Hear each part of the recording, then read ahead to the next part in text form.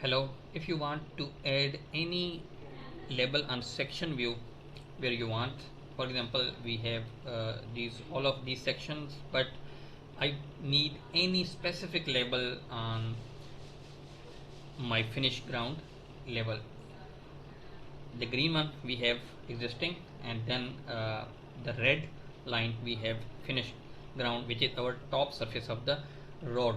So how you can add, for example, I need offset and elevation here or maybe here. So it's very simple in Civil 3D.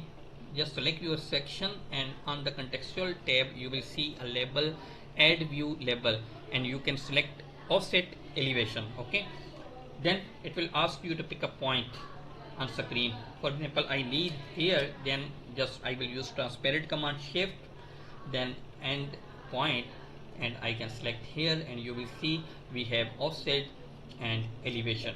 If I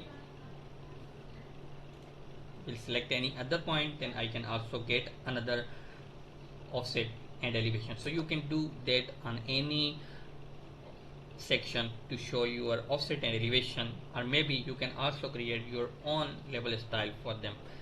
Thank you.